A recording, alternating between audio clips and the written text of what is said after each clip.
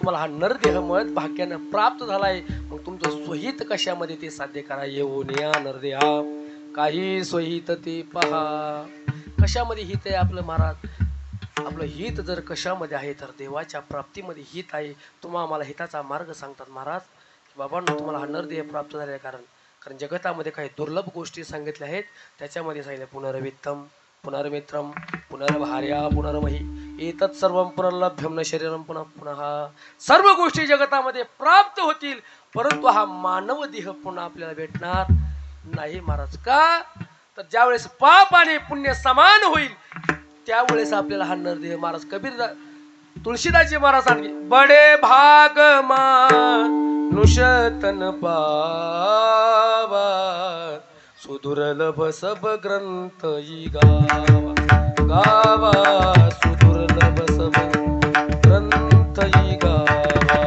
बडे भाग मानुषतन पावा बडे भाग मानुषतन पावा बडे भाग मानुषतन पावा सुदुर्लभ सब ग्रंथ गावा सुदुर्लभ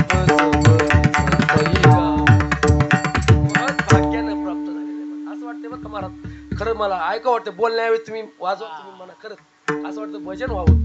हे कीर्तनाचं उगाच वाटतंय, परंतु पुन्हा आपण योग साधून आणू बरं का भजन.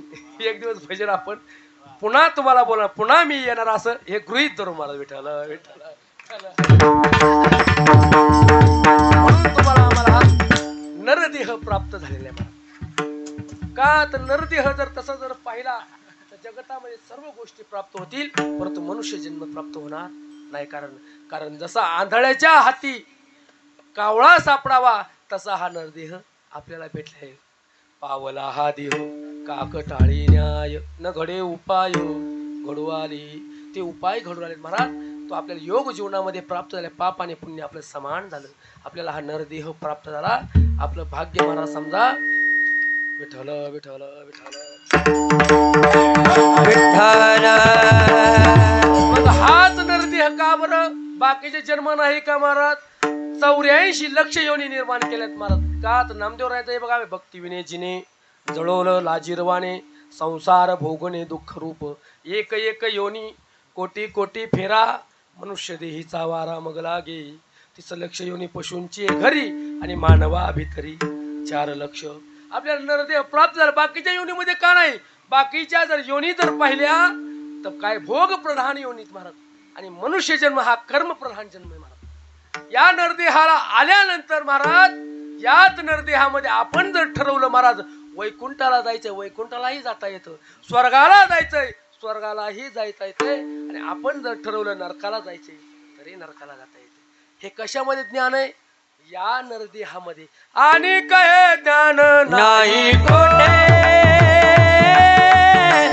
आणि कहे ज्ञान नाही कोठे.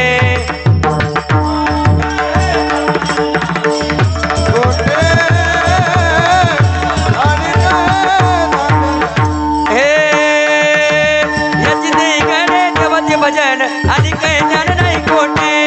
याची नाही गणे देवाचे भजन आणि कहे ज्ञान नाही कोठे.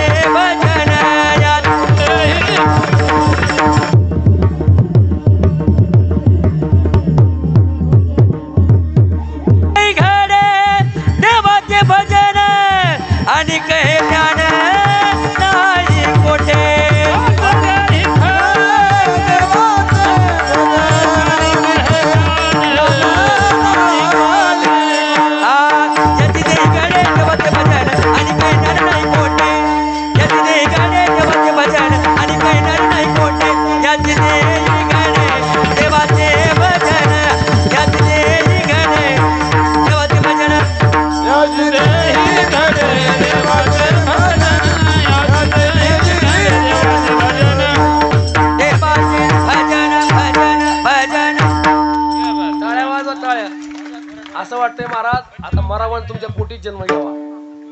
म्हणजे म्हणजे गायन मला येईल ना तेवढा देवाना आवाज नाही दिला, परंतु असं सदी इच्छा तर व्यक्त करू शकतोय ना. काहीतरी नाही, चांगला विचार नका करू पण विचार तरी करा.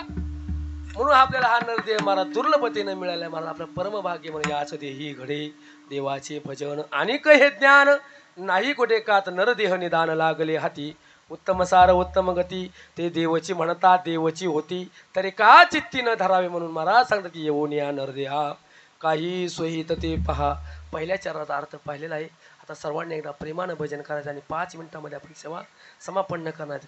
अटेन्शन, हात वर करा. बसल्या निदान तेवढं तरी करा, जेवाय पुरतं तरी नाही, बाकीचं काय तर निदान राहून संध्याकाळी येतो माघार जाऊन. विठोबा रखुमार